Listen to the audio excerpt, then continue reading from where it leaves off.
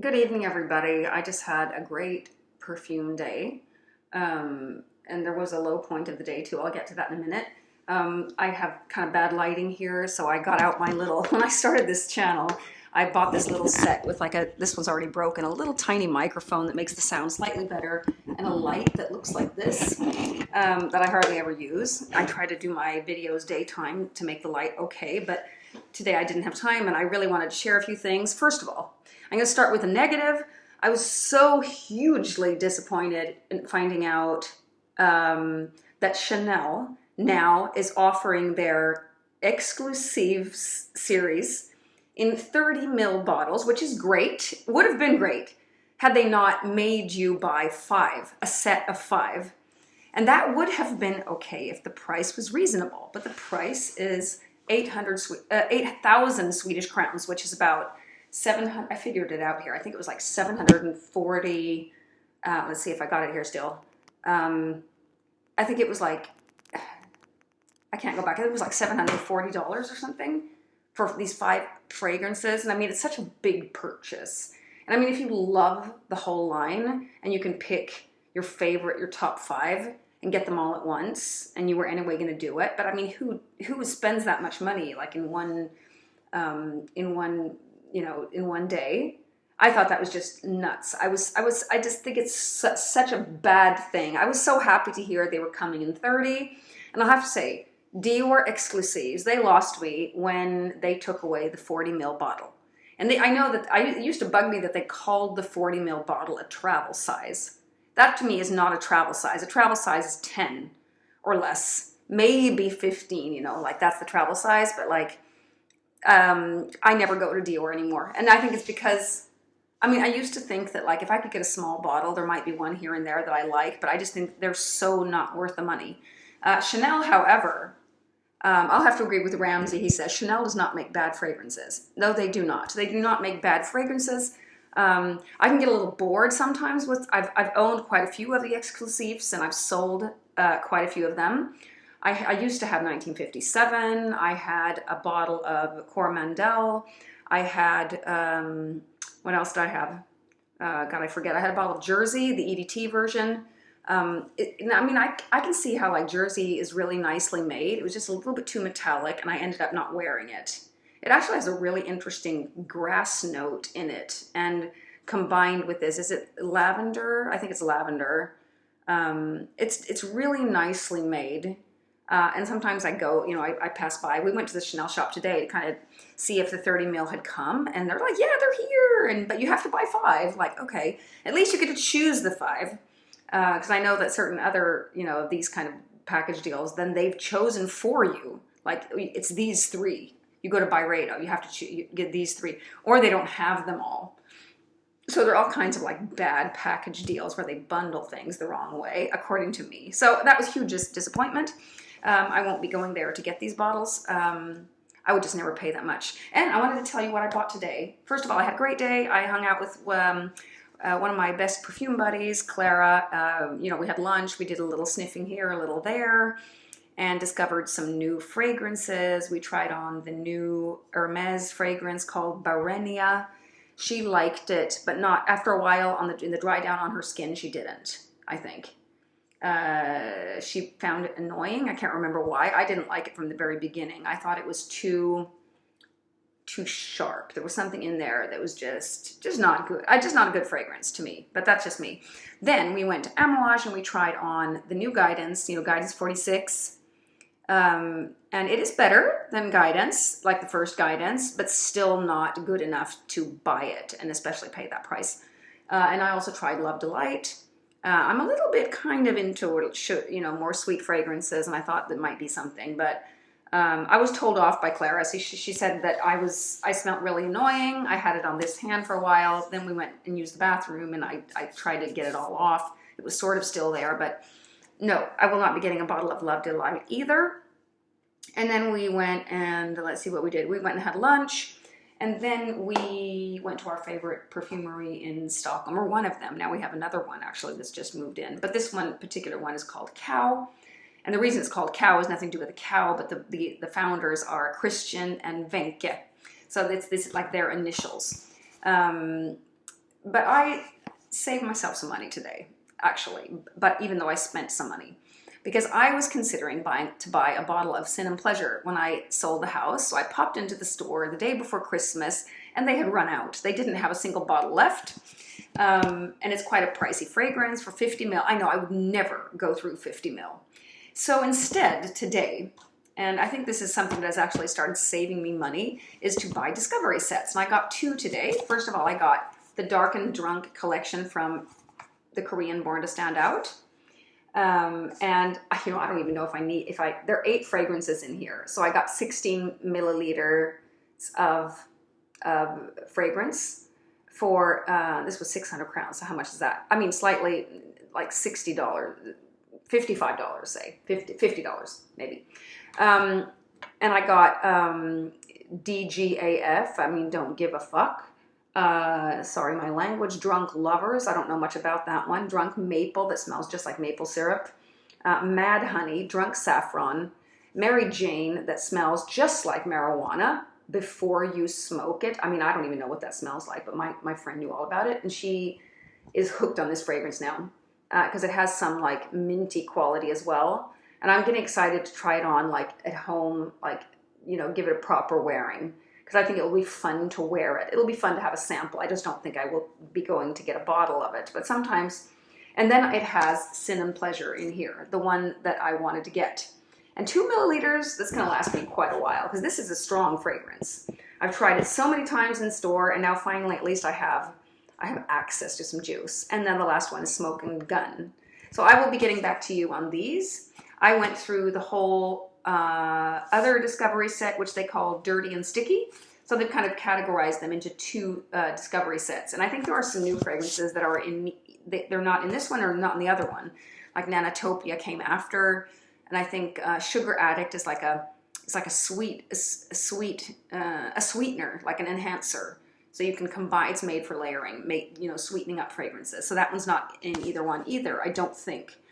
But for me, I think this is just. It gives me hours of fun of exploring, and I don't have to feel guilty about, looking into my cupboard, seeing that I have full bottles that I'm not using, and like all these 100 ml offerings. It just really makes me mad, and it makes me. I feel guilty when I see my bottles. So I try to give away. If I go to someone's house, maybe I'll make a little goodie bag. I'll make some decants and put in 3 milliliter of this and 5 of this, and maybe a few decants that I feel ready with myself, and a few new samples that I happen to have around, and I'll put them in a cute little bag and just kind of bring them to friends' houses and stuff. And that's a way for me to if I'm sharing them, I feel a little bit better about myself. But this year, I bought 1 bottle that was 100 ml. And it was something that I had considered for over a year, and it was Sovereign from Le Galion. And it was, I haven't regretted it, but now I've almost forbidden myself to get 100 ml bottles, but if I do, I have to really, really need it. I can't get it any other way. Maybe I couldn't have gotten a decant to this because no one has this bottle. No one talks about Sovereign. I'm like the only one. It's a beautiful oud fragrance. I think I have talked about it in a former video. Maybe I will give you a more in-depth review of it because it was one of my best purchases this year. So that was 1 discovery set, 8 fragrances from Borntostandout. And then the second one is, I think, maybe less spoken about than even Le Galion, or Sovereign from Galion. Le Galion. This house, Pantomime, is it's a Swedish perfumer, and his name is, what is his name? Fredrik Dahlman, and he used to work for Mona di Oreo, and now they're closing that shop down. So this is him. Well, they kind of produced this line of really expensive fragrances. They were like $400 for kind of small bottles. I can't remember how much, and they were really nice. I just don't think they were hard to justify that price. Anyway, his work. He has now, with a Dutch guy, created 5 fragrances, and the names of them are Act 1, 2, 3, 4, and 5. And I know there's one really interesting patchouli fragrance in here, and there's one, I think, cardamom fragrance in here. And then I can't remember the other three. The only reason I bought it was because it was a kind of a okay price, and they're like, it's like a whole, I can go through the whole collection and then just wear them at home, because I find it's really hard for me to try fragrance at the counter. And this gives me the possibility of wearing them at home and taking my time with them. And then when I'm ready with these discovery sets, usually I find ways of swapping with others. Like I'll get another discovery set from someone. So it's kind of an easy thing to rotate, I find. Anyway, and these I find really popular right now. So this one, I could probably group them into 4 and 4 and sell them separately if I wanted, or swap them perhaps. So I'll be getting back to you on those. And then I also bought, this is not even perfume, but this is, okay, I want to bring it up now anyway, because I'll tell you why I bought it. This is a really expensive piece of makeup from a brand called Westman Atelier. And it's, they have really good ingredients. And the reason I buy it, I usually don't buy like I mean, I buy expensive makeup, but not like that expensive makeup. It's a highlighter stick, and you can kind of like use it like here. And I mean, I've gone through a whole one of these. You go through them surprisingly quickly, these ones. They call it a highlight stick, that's right. But the reason I go in there and buy it is because I go to this shop so often, and I get samples there sometimes, and today, like the owner took his time and showed us so many things that are coming that haven't even come out yet. And he brought out this big box from IFF called Speed Smelling 2022, where a whole row of master perfumers have been told to contribute to the set by creating a fragrance under a certain theme. And the theme in 2022, that's the latest one, but they've done this a few times. It was this nice box, and the fragrances were kind of small. They're only available in the special Speed Smelling Kit. And we got to smell the Anne Flippo one, the Dominique Ropion one, and I think there was one, Julien Resquinet as well. And it was I really love the Anne Flippo one. But this is just like, you know, he'll really bend over backwards to like give us the service that we want. And I don't spend the amount of money there that sort of represents my appreciation for the selection that they have. So then sometimes I go buy makeup there, or I get they have a natural deodorant that I buy there. I buy some skincare sometimes, because I don't want to just keep adding bottles to my collection, because it just doesn't represent my values at all to have a huge collection. I really don't like to own, and makeup is something that I use it. And I will use these, but I will not use 50 ml of Sin and Pleasure. So I caught myself at the right time. I'm glad I didn't buy it. I just like to share this because part of this channel is for me to share ways that I just want you to save your money, you know, and not just not just have a bunch of bound capital in your perfume wardrobe, the things that you don't wear. I mean, I don't even go through a travel size worth of fragrance of each one, since I'm rotating with so many fragrances. And I just started following this guy, this Australian younger guy, yesterday. What's his name? I think his name is Alex Edward. He just came out with a video like yesterday or 2 days ago about fragrance addiction, like how I beat fragrance addiction, and where he shares all his ideas of how he made what worked for him. And I agreed on a lot of what he had to say. What I didn't agree, I think we're a little different, he and I, because he said that he thought like a really good number of fragrances to own was like 15 to 17 fragrances. That's all he wanted to own. And for me, I mean, maybe bottles, but for me, I'm always that would not be enough for me. Like I want to have maybe 6 different iris fragrances and 4 or 5 different ambers and a few different, you know, cacao and tonka, patchouli fragrances. And then I want, but I'm really struggling to stay at 50. So I'll just tell you, I counted my fragrances the other night because I didn't know quite. Sometimes I forget. I have this little list on my phone in the notes here. I have, okay, let's see how many I have. Okay, I have 47 right now. 47 bottles that are 30 ml or more. And then I have and this has gone up a lot in the last year because I've kind of shifted around. If I count the minis and travel size, I have, let's see, 28 I have of travel size in minis, which is a lot. Some of them are 5 mils, some of them are not 14, some of them are 20. Most of them are kind of small though, like 10. Most of them I'd say around 10. And I know like my woman in gold is like 7.5 and there's not so much left. And so you get the idea. And then I have, I call them sniffs, these little, they're like come from different subscription services. I have 6 of those vials. And then I have decants, a lot. I have 82, I think. Let's see. Let's see how many decants I have. God, sorry, this was kind of flipping. 82 decants right now. And then I have the discovery sets. I've got 5 discovery sets.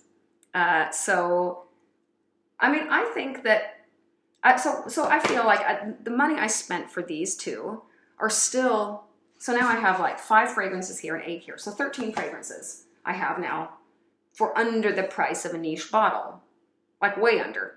I was thinking of buying a bottle of Tonka Hysteria today from Dorsey because I really love that fragrance, but I have a sample that I'm not ready with, and that would be to break my own rule. I have access to juice. If I was through, I was out and I really like needed a bottle. I mean, if there was a special deal, it was half off or something, then it would have made total sense to buy it, but I don't need it now, right? So I really try to okay, so my best tip for you who might be on the verge of, being an addict or like a fragrance addict or, shopaholic. I'm a little on that verge myself, so I have to really keep my urge in, I have to think about it. And it's not like I'm spending more than I can afford. I can afford it, but I don't want to have hundreds of bottles. I just don't. I don't want to, it makes me, it doesn't make me happy. And I just don't, it doesn't represent who I am. So what I usually think is this, and I think I've said this on the channel before, is I tell myself, if I feel that desire, that I want a fragrance, then I tell myself I can have it, but not today. You can buy it, but not today. And then usually, just in a matter of a few days, the urge is gone and has gone over to another fragrance that I want. And so, I mean, just a month ago, I wanted the Majestic Vetiver from Alexandre J, and then I wanted Sin and Pleasure, and then I wanted Tonka Hysteria. I mean, had I always fallen for this urge, if I'd fallen for this urge every time, I would be a lot poorer, and I wouldn't be happier either. So maybe it works for you, and my son says he uses this thing too with clothes because he has kind of like a clothes addiction. So he says, you can have it, but not today. And this is especially true. This not today thing is when it's the ordinary price. It's full retail. You're paying full retail price, so there is no urgency. And even if, no, maybe not. Okay, if a fragrance is about to be discontinued, we've all been there, right? I still think if it's a 100 ml bottle, it's not for sure that you need it just because it's going off the market, because there are new fragrances coming in all the time. You just cannot own everything.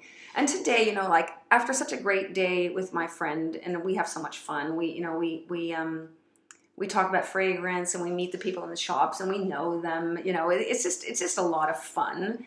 That is what it's all about. It's the exploring together, right? Discussing perfume, sharing your experience. And that's what I think is the nice part of this hobby. It's not having and owning. Anyway, enough of that. I also wanted to share with you one more fragrance that kind of is a love-hate at the moment. I think I've talked about it. I talked about it a couple videos ago. I think there was one fragrance I said I would circle back to that I've decided I really don't like, and it's Tilia from Marc-Antoine Barrois. It's a linden bloom, whatever fragrance. It's by Quentin Biche. I've decided I don't like it at all. Akigala wood is not listed, but it has some kind of Givaudan and vibe that I don't like. So that was one. Then this love-hate one is called Frida. No, what is it called? Frida's Thorns. And it's kind of it has like gourmand notes, yet it's not like a full-on gourmand, but it has like chocolate, it has raspberry, it has, what else is in there? I washed my hands, but I sprayed it right here, and it's kind of still there. And it has also, especially in the opening, it has this like fake buttered popcorn vibe that I really, really don't like. But there's something about this fragrance that's really kind of, it just came out and got me hooked. So now I keep going back and trying it again. But okay, so they only come in 100 ml bottles, and that's what saved me this time. I'm like, I'm not going to buy a fragrance in 100 ml bottles, especially not something this odd. So that was one discovery for today. I mean, I really like that Frida's Thorns. You should definitely try it if you're into, if you like that fake buttered popcorn vibe. Oh, by the way, there's another fragrance that just came out that also has the buttered popcorn thing. And now I can't remember the name, but it's from Pierre Guillaume. And Pierre Guillaume just released like 5 new ones. Either they're new or Cow, my perfume shop here in Stockholm, they're new at this particular store. I don't know. But there was a really nice fragrance there with like white tea and iris that was called, what was it called? Extime, Intime or something like that. I'll get back to you on that one because that was a really nice one, I thought. See if I have anything left of that. Not much left. I've washed my hands with soap, so it's not much there. And then before I leave off here, I really only wanted to come online and tell you this disappointing news from Chanel. I was just so disappointed. I thought it's a terrible thing. Is that the fragrances that I had on this morning, and it was 2 from April Aromatics, and one is called Jasmina, and the other one is called Unter der Linden. So this is a linden blossom fragrance as well, just like Tilia. And if you're into that fragrance profile, this has also mimosa. This actually is still on my skin from this morning. I mean, it's not a big projector, but it has really good longevity. And it's kind of like a powdery yellow floral. This one I really like. The jasmine one is kind of a soliflor, like it's a jasmine all by itself, but a really beautiful one, very natural smelling. And I just don't think jasmine is interesting enough to make a soliflor. Like, I mean, I can see how people think this is beautiful. It is. But it's like smelling a bouquet of flowers. It's not like it doesn't intrigue me so much. I have other beautiful perfumes that I never wear. You know, they're too beautiful. They just don't have an interesting, but this might be your thing. You might be a jasmine lover and you want something natural. Jasmina is definitely a fragrance for you. It's still here, and I put this on early this morning. What is it now? It's like 7:30 at night. Really good longevity, not great sillage though. They're both nice fragrances, very natural smelling. So I mean, I'll definitely be using, I might combine jasmine with something else. The Unter der Linden, I'll go back to it. I really prefer it to Tilia, and I really prefer it to the D'Orsay one. I can't remember the name of the D'Orsay one, but they have a linden blossom, sometimes they call it lime blossom fragrance that is quite an unusual note. I think that was all for today that I wanted to share. But I will be back with more fragrance news. I always get, new information when I'm out there, like, oh, there's something new coming here. And it's just a lot of fun, especially when it's been a while. So, yeah. Great talking to you again. I'll see you in the next video.